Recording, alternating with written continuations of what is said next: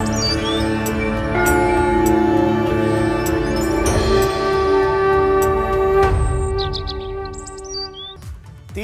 Cabinet का विस्तार होने के बाद से अब मंत्रियों को विभागों के बंटवारे की चर्चाएं भी तेज हो गए हैं और आज सभी मंत्रियों के विभाग बांटे जा सकते हैं। पोर्टफोलियो का बंटवारा हो सकता है, लिहाजा ये आज की सबसे बड़ी खबर है।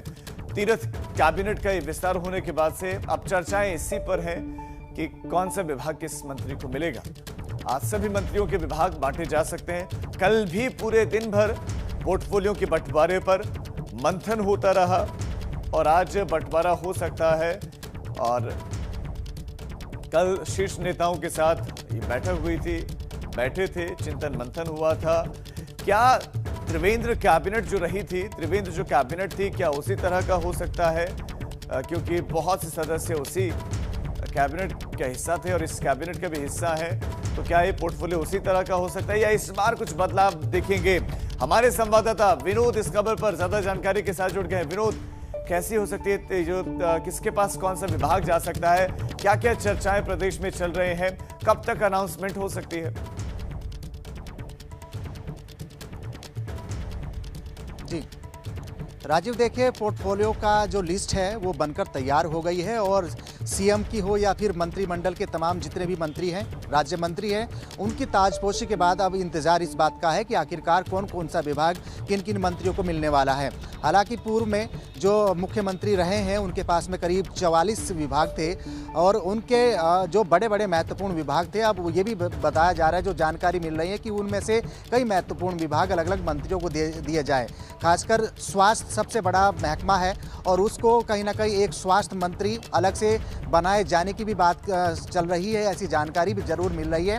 लेकिन ऐसा अंदेशा भी जताया जा रहा है कि जो पूर्व की भांति जो जिन जिन मंत्रियों पर, राज्य मंत्रियों पर विभाग थे, उन्हीं के अनुसार ही विभाग इस बार भी बंटवारा किया जाए। लिहाजा कहीं घंटों कल मुख्यमंत्री की अधिकारियों के साथ बातचीत हुई है और अलग अलग मंत्रियों से भी बातचीत मुख्यमंत्री की हुई है। तो लिहाजा अब इंतजार इस बात का है कि किस तरीके का विभाग, कैसे कैसे विभाग मंत्रियों को बंटवारा होना है।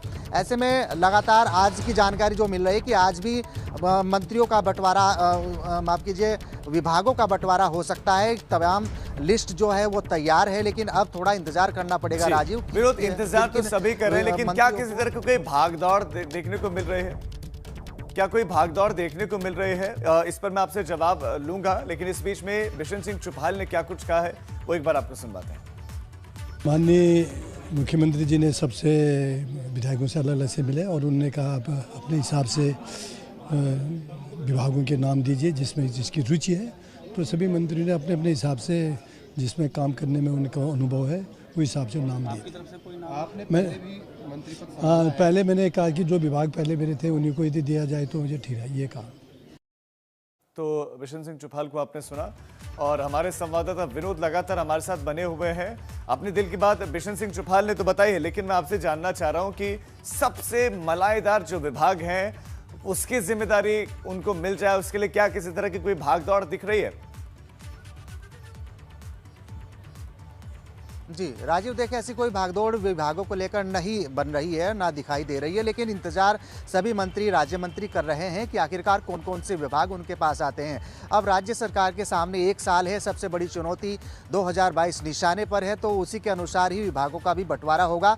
लेकिन खुद इंतजार मंत्री इसी बात का कर रहे हैं कि जो पूर्व में यानी त्रिवेंद्र सरकार में उनके पास विभाग थे, तो वही अंदेशा मंत्री, राज्य मंत्री लगा रहे हैं। लेकिन अब 4 नए चेहरे अब कैबिनेट मंत्रिमंडल में आए हैं, तो उनके अनुसार उनको कौन कौन से विभाग जाते हैं, या फिर जो मुख्यमंत्री के पास में करीब 40 से ज़्यादा विभाग थे उनको उनमें कटौती करके अब 4 नए चेहरों को वो विभाग दिए जाए। उनमें से कौन कौन से ऐसे विभाग होंगे जो मुख्यमंत्री के पास थे। खासकर सबसे बड़े विभाग की बात करें, ऊर्जा है, स्वास्थ्य है, जलागम है, तमाम ऐसे महत्वपूर्ण विभाग थे जो मुख्यमंत्री के पास है।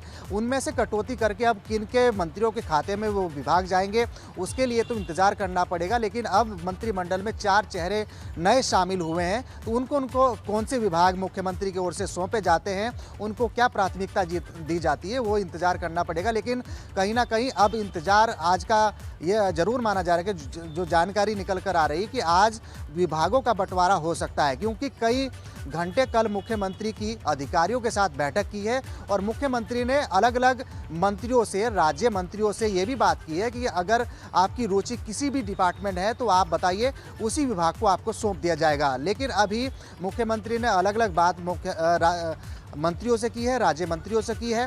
तो अब आने वाले थोड़ी शाम तक भी इंतजार खत्म हो सकता है कि किन किन मंत्रियों को कौन कौन से विभाग दिए जाएंगे। लेकिन आप हमारे साथ बने रहे, थोड़ा सा करना आगे पड़ेगा। आपके पास लौट रहे, आप हमारे साथ बने रहे तो किस मंत्री के पास कौन सा विभाग जाएगा, इस पर हमारी नजर है।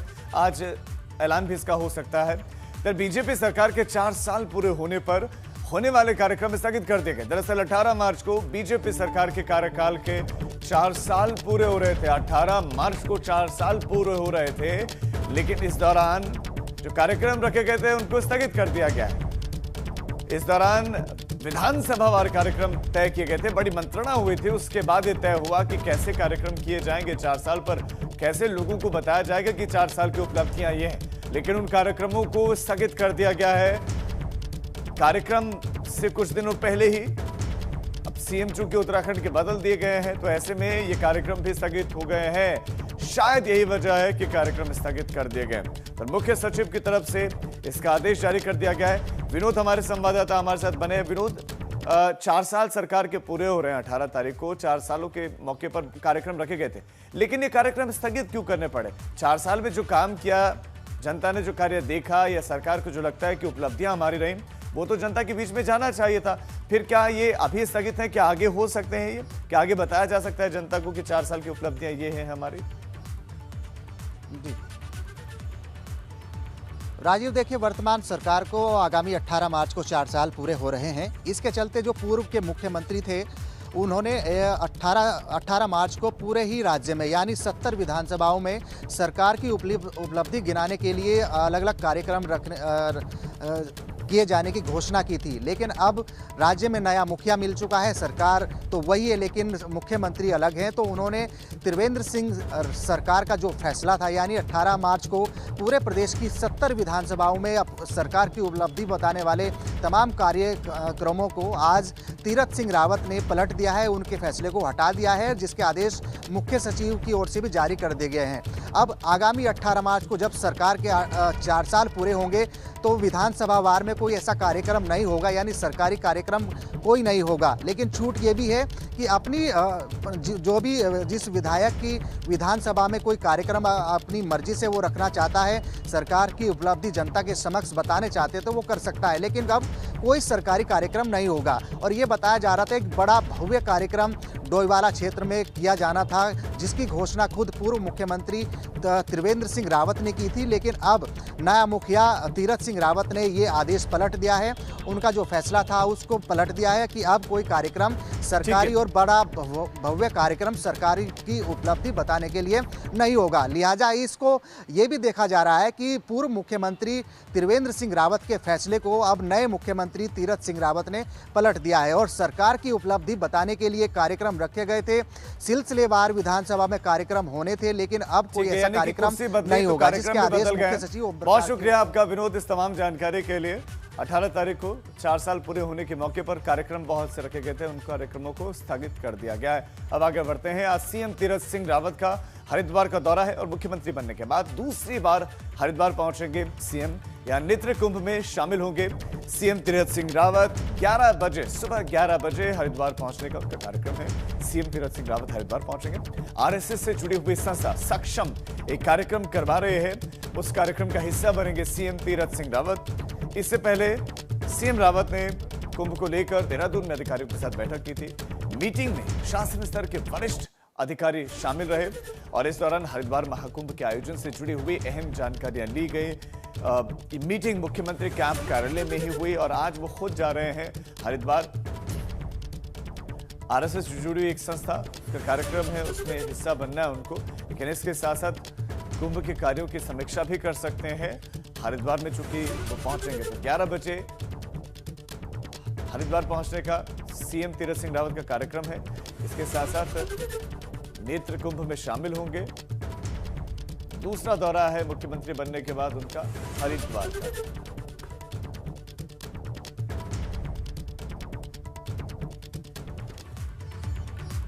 लोकसभा अध्यक्ष ओम बिरला ऋषिकेश पहुंचे और ओम बिरला अपने परिवार के साथ परमार्थ निकेतन आश्रम पहुंचे हैं।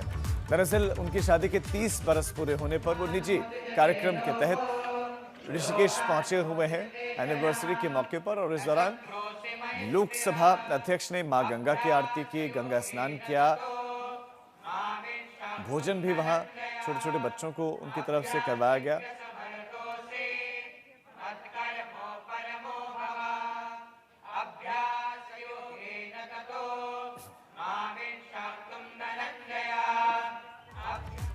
राज्यपाल बेबी रानी मौर्य ने शनिवार को राजभवन में वसंतोत्सव 2021 के दूसरे सत्र में संस्कृति विभाग की ओर से आयोजित सांस्कृतिक संध्या का दीप प्रज्वलित कर शुभारंभ किया। इस मौके पर मुख्यमंत्री तीरथ सिंह रावत और कैबिनेट मंत्री सुबोध उनियाल भी मौजूद रहे।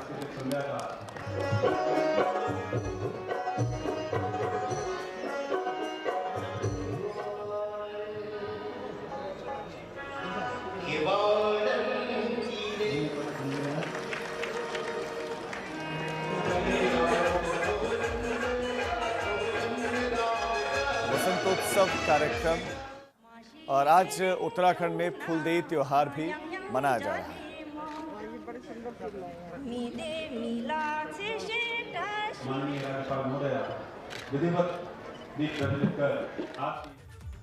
आज मसूरी के दौरे पर कैबिनेट मंत्री गणेश जोशी कैबिनेट मंत्री बनने के बाद पहली बार मसूरी में वो पहुंचेंगे और शहीद स्थल पर पहुंचकर शहीदों को श्रद्धांजलि देंगे गणेश जोशी। और इससे पहले मसूरी के गांधी चौक पर आयोजित सभा में वो लोगों से रूबरू होंगे। गणेश जोशी को मंत्री बनाए जाने पर मसूरी में आतिशबाजी बीजेपी कार्यकर्ताओं ने की। बीजेपी कार्यकर्ताओं ने पिक्चर पैलेस चौक पर इकट्ठा होकर आतिशबाजी की और एक दूसरे को मिठाइयां बांटे, मिठाइयां खिलाए। और आज मसूरी पहुंच रहे हैं कैबिनेट मंत्री बनने के बाद पहली बार वो मसूरी पहुंच रहे हैं।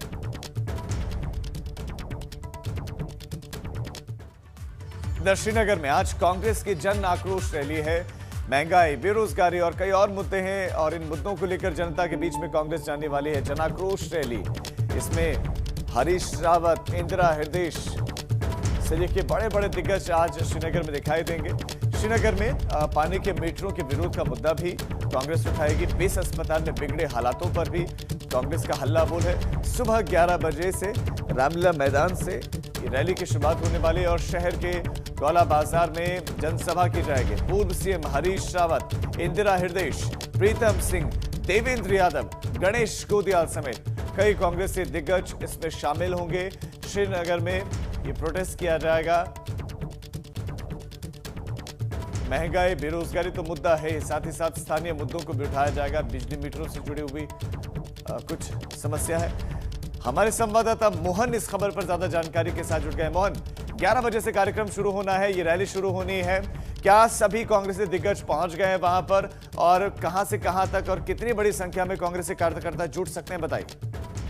जी मैं आपको बता दूं, यह 11 बजे से रामलीला मैदान से होते हुए एक विशाल जनसभा का आयोजन किया जाएगा जो कि गोला बाजार में होगा। जो यहाँ पे हरीश रावत हो गए, इंदिरा हृदय हो गए, प्रीतम सिंह, योगेंद्र रावत, गणेश गोदियाल से कई दिग्गज नेता भी इस रैली में मौजूद रहेंगे। जी मोहन, शुक्रिया आपका इस तमाम जानकारी के लिए। तो दिग्गज कांग्रेस के बड़े बड़े चेहरे आज श्रीनगर में प्रोटेस्ट करने वाले हैं। 11 बजे रैली की शुरुआत होगी, रामलीला मैदान से इस रैली की शुरुआत होगी। फिर जनसभा को भी संबोधित किया जाएगा। एक सभा रखी गई है वहीं पर रैली के बीच में।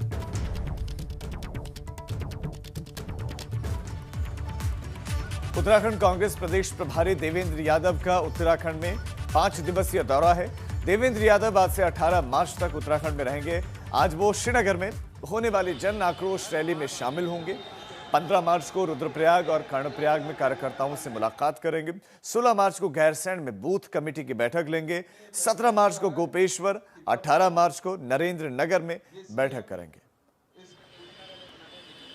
4 दिन का कार्यक्रम उनका गढ़वाल मंडल का कार्यक्रम है। वो उसके बाद हमारे अन्य क्षेत्रों में रुद्रप्रयाग, कर्णप्रयाग और हमारे जो गढ़वाल के समीप के ज़िले हैं उन ज़िलों में जाएंगे और वहाँ के कार्यकर्ताओं से वो उनकी बातों को सुनेंगे, क्योंकि अभी चुनाव में ज़्यादा समय नहीं रह चुका है। जो जनता को भारतीय जनता पार्टी ने जो वादे किए थे वो वादे पूरे नहीं हो चुके हैं। जो इनकी 4 साल की विफलता है उनको लेकर हम जनता के बीच में जाएंगे। देवेंद्र यादव जी हमारे कांग्रेस के प्रभारी या हमारे कांग्रेस के एक वरिष्ठ नेता से एक कार्यकर्ता से फीडबैक लेंगे क्षेत्र का। आज उत्तराखंड में फूलदेई पर्व मनाया जा रहा है और फूलदेई पर्व पर बच्चे घरों की चौखट पर फूल रखते हैं। पहले बच्चे जंगल जाते हैं, बुरांस के फूल, सिलपड़ और दूसरे फूलों को लेकर आते हैं। सरसों भी इसमें शामिल होती है। तो जो भी फूल उपलब्ध होते हैं उन फूलों को तोड़ कर लाते हैं। उसके बाद बच्चे घर घर जाते हैं, फूलों को चौखट पर रखते हैं। फूलदेई पर्व पर जो विशेष गीत है उसको गाते हैं। राज्यसभा सांसद अनिल बलूनी ने इस मौके पर कहा कि इसे सभी को उल्लास और उत्साह के साथ मनाना चाहिए। बलूनी ने कहा कि फूलदेई उत्तराखंड का लोक पर्व है, इसलिए इसे सभी को जरूर मनाना चाहिए।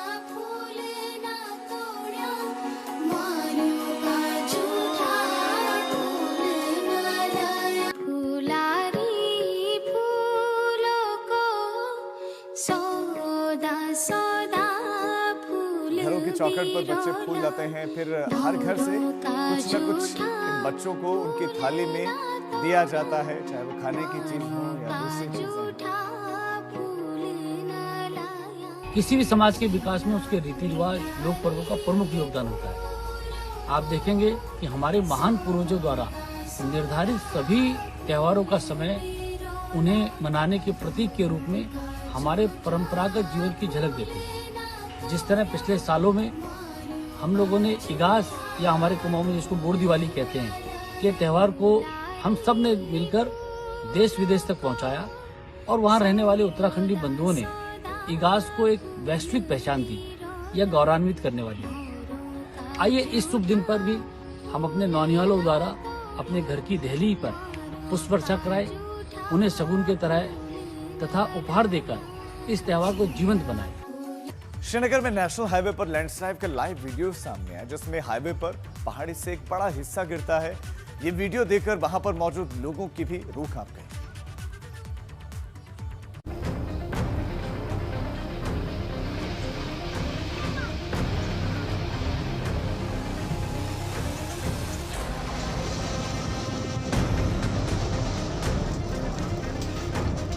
श्रीनगर में देवप्रयाग के पास नेशनल हाईवे 58 पर पहाड़ी अचानक दरकने लगी।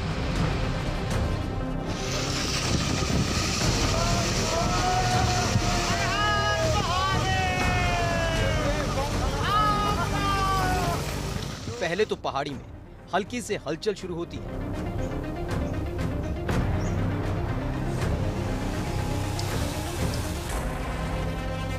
फिर देखते ही देखते पहाड़ी का एक बड़ा हिस्सा नीचे गिरने लगता है। ये नजारा देख मौके पर मौजूद लोग चिल्लाने लगते हैं।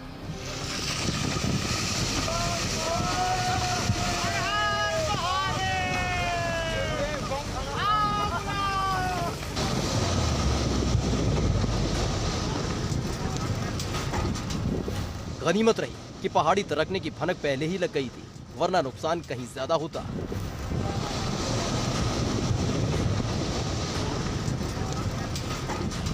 एक बार फिर से इस वीडियो को देखिए। पहाड़ी दरकने के साथ ही ढेर सारा मलबा हाईवे पर आ गिरता है।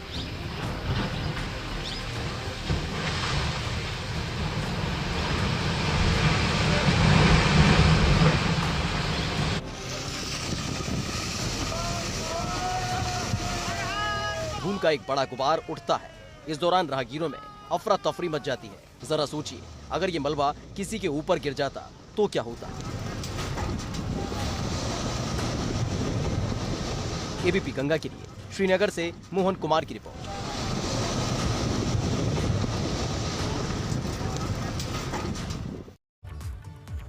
अब खबर रुद्रपुर से, जहां छतरपुर इलाके में देर रात डंपर से कुचलकर महिला की मौत हो गई, जिसके बाद ग्रामीणों ने हंगामा शुरू कर दिया। सूचना पर पुलिस भी मौके पर पहुंच गई और पुलिस ने लोगों को समझाने का उसके बाद प्रयास किया।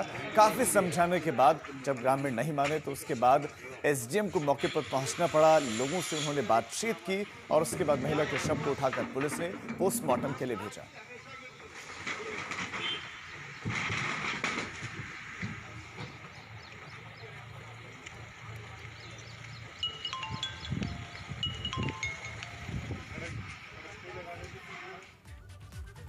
पहाड़ पर होली की मस्ती शुरू हो गई और होलियारों की टोलियां होली के गीत गाकर माहौल में मस्ती के रंग घोल रहे हैं।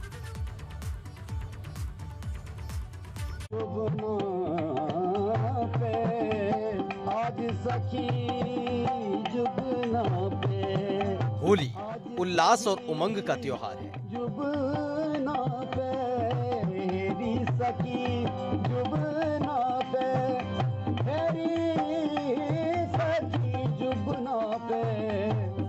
उत्तराखंड की होली आज भी अपनी छाप छोड़ती है। लोग अपने पुराने रीति रिवाज के हिसाब से ही होली मनाते हैं।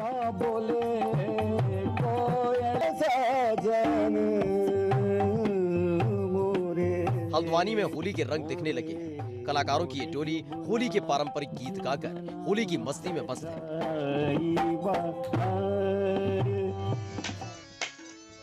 बैठकी होली की खासियत ये है कि इसमें रागों का समावेश है। लोग वाद्य यंत्रों के साथ होली के गीत गाते हैं, जिसे बैठकी होली कहा जाता है।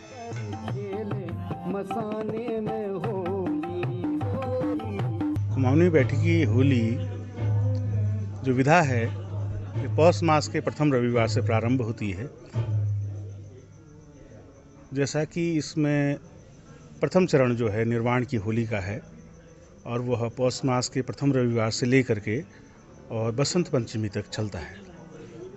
उस समय काल में रंगों का जिक्र नहीं होता है, केवल भजन, प्रभु के गीत और उसको गाने का जो एक तरीका है वो बिल्कुल वही है जो कुमाऊं की होली का खांचा है। वातावरण में मस्ती और गीत संगीत का एक ऐसा मदमस्त माहौल दिखाई दे रहा है, जिसमें होलियारों की ये टोलियां पहाड़ के पारंपरिक गीत गा रही हैं। मसाने में भूत पिशाच टपोरी दिगंबर खेले मसाने में होली। पौष महीने के पहले रविवार को कुमाऊं में बैठकी होली की शुरुआत हो गई थी। इसे 3 अलग अलग चरणों में मनाया जाता है। बैठकी होली के माध्यम से पहले चरण में विरह की होली गाई जाती है।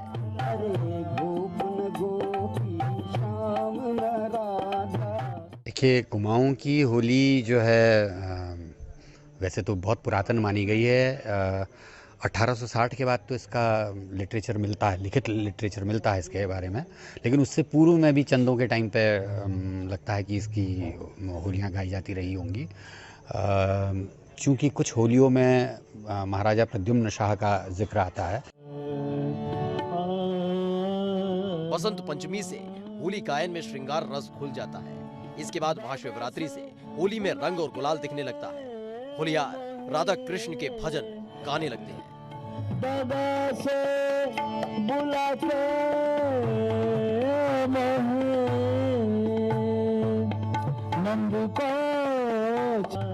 पहाड़ों की बैठकी होली का अपना अलग ही अंदाज है। होलियार जिस तरीके से होली का गायन करते हैं वो लोगों को अपनी तरफ खींचती है। खड़ी होली और बैठकी होली कुमाऊं में आकर्षण का विशेष केंद्र रहती है। इसे लेकर लोगों में उत्सुकता ऐसी है कि होली से महीने भर पहले ही कलाकारों की मंडली गायन शुरू कर देती है। जैसे जैसे होली करीब आती जाएगी, माहौल और रंगीन होता जाएगा। एबीपी गंगा के लिए हल्द्वानी से अंकित साह की रिपोर्ट।